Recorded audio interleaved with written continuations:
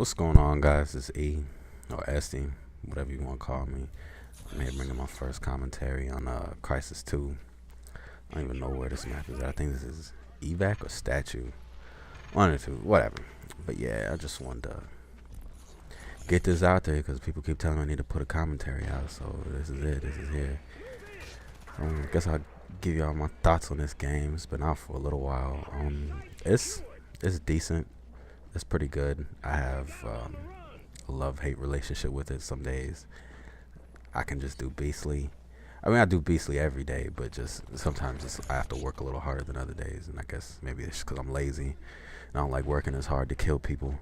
But yeah, you know, it has its flaws, like most first-person shooters and multiplayer and lag and all of that. And I think a lot of people have issues with the cloak.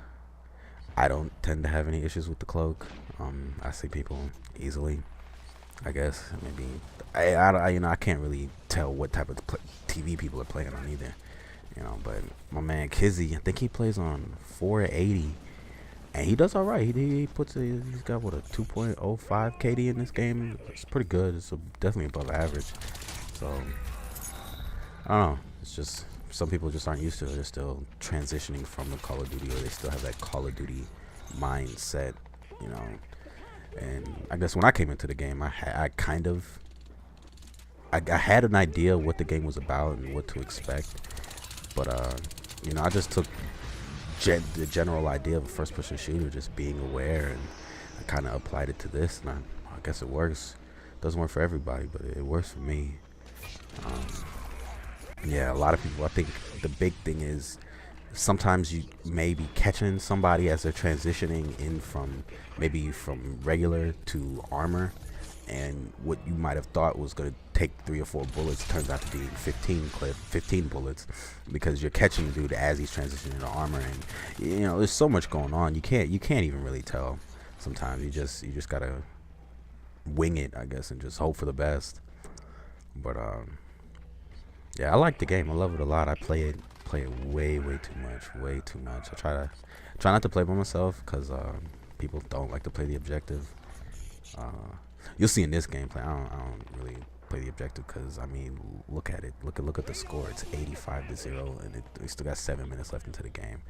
What's the point? You know, we do this all the time. We'll play crash site, and the dudes will never cap a point, and the game will be, if we really let the game go to the end, the game will be over in 2 minutes, and we still have 6-7 minutes to play, and you know, we don't want to do that. But yeah, I want to give y'all some tips on playing this game. Everybody knows the whole check your corners, all that, you know, Call of Duty stuff, but another thing is, when you're encountering people in stealth, take your time when you're moving through the map. Don't always run, because you'll never know. You might run right past the dude who is, you know, in stealth. Also, another thing is you might want to move in stealth. You know, if you're trying to get from point A to point B, maybe try to do that in stealth so you can't be detected as easily. You know, what you'll get when you come across people, see like that guy right there. I kind of knew he was coming anyway because the radar also, but when they're in stealth, you can kind of the screen, their body distorts everything around them. So if you see like some distortion on the wall that says guys moving by in stealth, you can kind of assume, hey, maybe that's a person like this guy. You know, you just take, as you play the game, you'll start to see it, and it won't be such a big deal. I know my boy Tony, he gets frustrated because he doesn't play that often, and he doesn't see the people in cloak that often. But you know, if he was to play it a little more, it'd be too easy for him to just pick it up. But yeah, you guys definitely got to prioritize your kills. Because there's a lot of times where you're gonna come across 3, 4 dudes or 2 dudes, you know, and you got to make that split-second decision. Okay, who am I gonna try to take out first?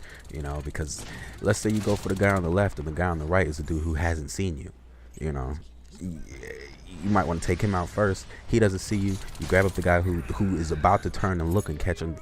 And, well, maybe my buddy's dead, and then move on. You always got to prioritize your targets. Never just run and just hope for the best. You got to take the time to think, okay, what's he doing and what's this guy doing? Who is the easier target to take out? What is the best option, I guess.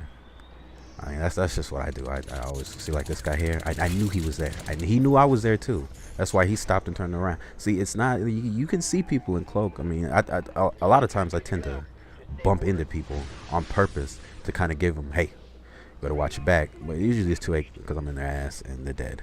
But yeah, there's another thing that can help you and your team if you guys are really irritated with the people with cloak.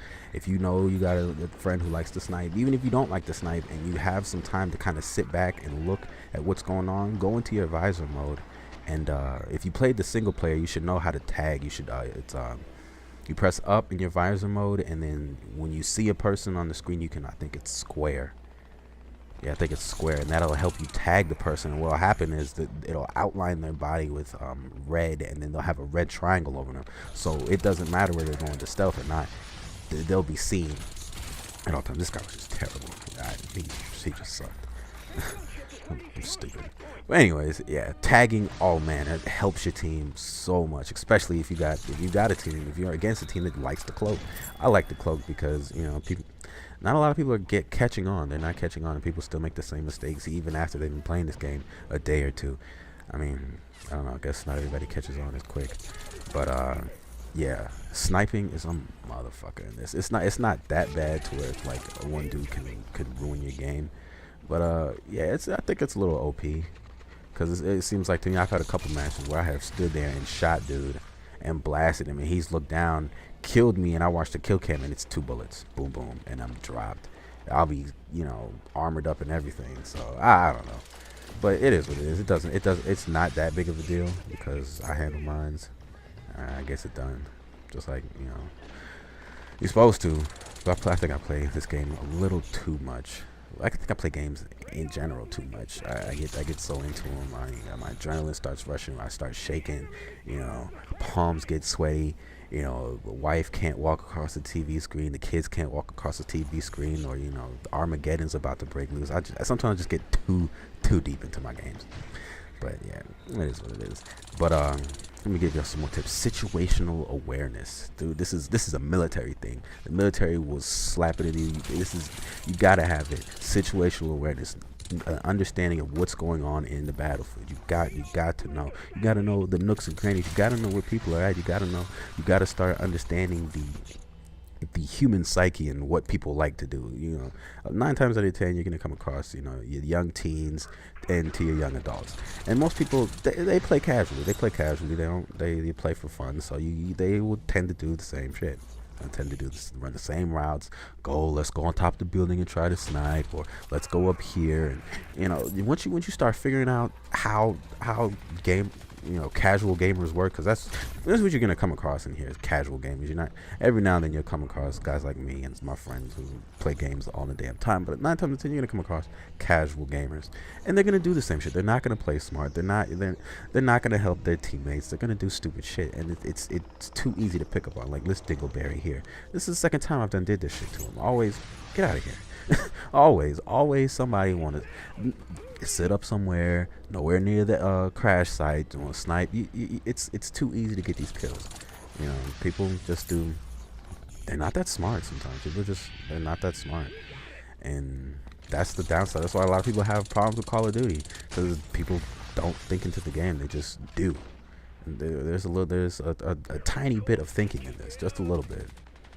But another thing, oh yeah, kill streaks. You guys got to pick up your dog tags. There is a perk called Retriever that allows you to pick up your dog tags without actually having to go over them.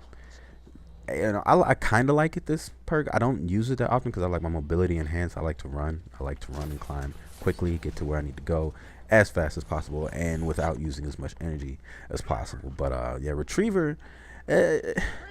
Now, I don't think people have caught on yet, but they will, because, you know, eventually you're going to have the snipers sit on top like these guys up here. Like, what are you doing? What are you doing, Home Slice? Hold on. Wait, I think this gameplay is coming to an end. Yeah, the gameplay is coming to an end. guess I'll continue this on another video. You guys tell me what you think. Tell me what I should do. What I should do to improve. But this is pretty much done.